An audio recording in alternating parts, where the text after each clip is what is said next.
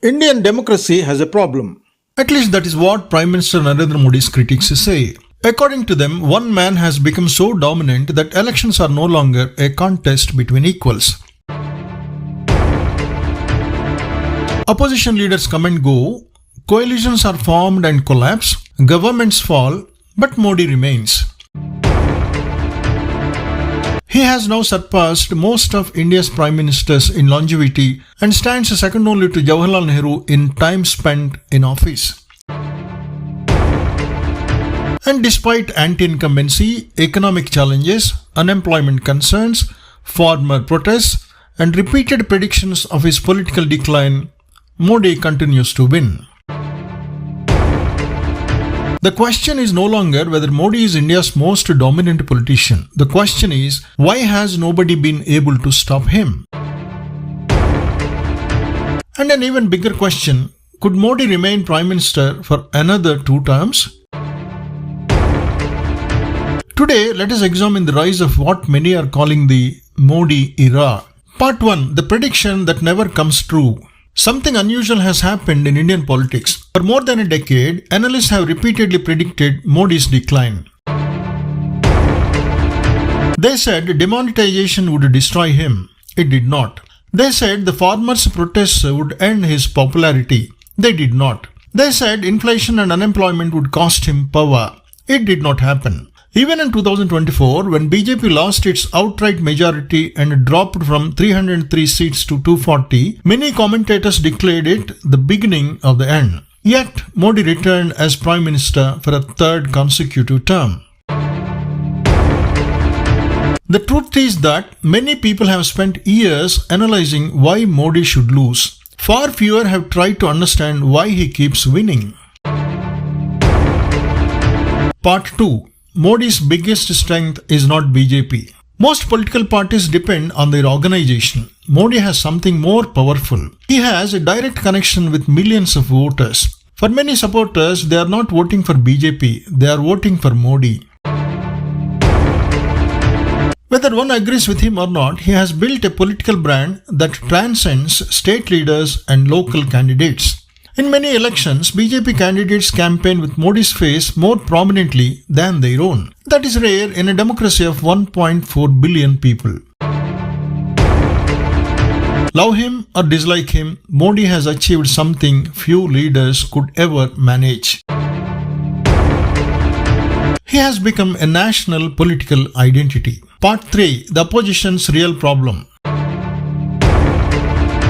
Now let us discuss the elephant in the room. Is Modi unbeatable because he is extraordinarily strong or because the opposition is extraordinarily weak? The answer is probably both. The opposition has spent years trying to build alliances, but alliances are not the same as unity.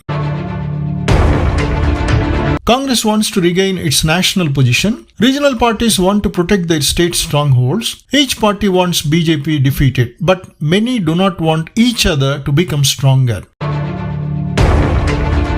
That creates a fundamental contradiction. The result? An alliance against Modi often becomes a collection of parties with different ambitions, different ideologies, and different leaders. Meanwhile, BJP presents a simple message. One leader, one organization, one narrative. Whether voters like that message or not, they understand it. The opposition has yet to produce a similarly coherent alternative. Part 4. Has Modi changed Indian politics forever? Historically, Indian elections were often fought around local leaders, caste equations, regional identities, and coalition arithmetic. Modi changed the equation. National elections increasingly revolve around a single question. What do voters think about Modi? Supporters see him as a decisive leader who transformed India's global image. Critics see him as a leader who has concentrated too much power. But both sides agree on one thing. Indian politics today revolves around Modi in a way few leaders since Nehru have managed. That may be his most significant political achievement.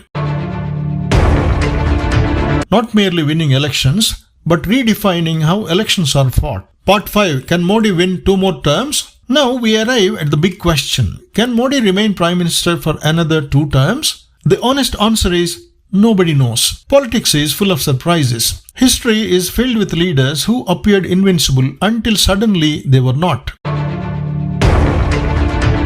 However, for Modi to be defeated, 2 things would need to happen. First, BJP would need to lose significant public support. Second, the opposition would need to present a credible and united alternative. At the moment, neither condition appears fully satisfied.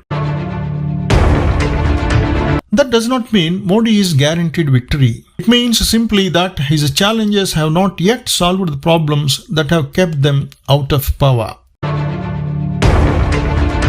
Conclusion. So, why has Modi remained unbeatable for so long? Partly because of his political skill, partly because of BJP's organisational strength, and partly because the opposition has struggled to offer a compelling alternative. But perhaps the most important lesson is this. Successful democracies are not defined by strong governments alone. They are also defined by strong oppositions.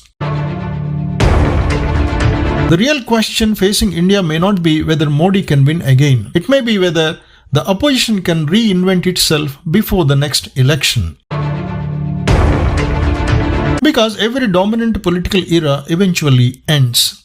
The only question is, will the post-Modi era begin because Modi becomes weaker?